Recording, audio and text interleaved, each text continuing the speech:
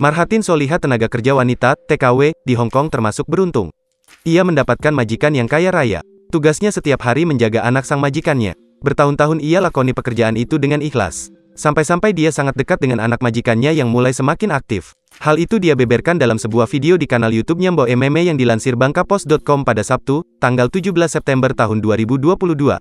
TKW di Hong Kong digaji oleh majikan hampir 11 juta rupiah dalam sebulan.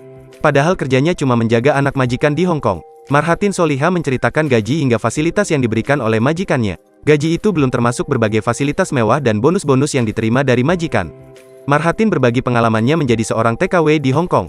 Pemilik channel YouTube Mbok Meme ini telah bekerja di Hong Kong selama 7 tahun lebih. Dia juga mendapatkan majikan yang baik. Marhatin semakin beruntung karena majikannya dianggap sebagai sultan alias orang kaya oleh masyarakat sekitar. Marhatin pun membongkar gaji dan fasilitas yang diterima selama bekerja di sana.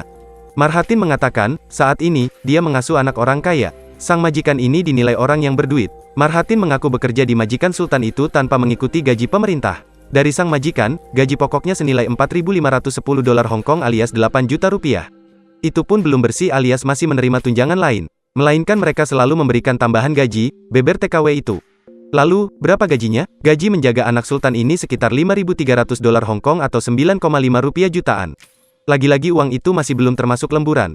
Biasanya Mbok menerima gaji sebesar 5.800 dolar Hong Kong, terkadang sampai 6.000 dolar Hong Kong. Total gajinya menjaga si bocil setiap bulannya 10,5 juta rupiah, beber Marhatin Soliha. Fasilitas yang didapat pun tak kalah menarik.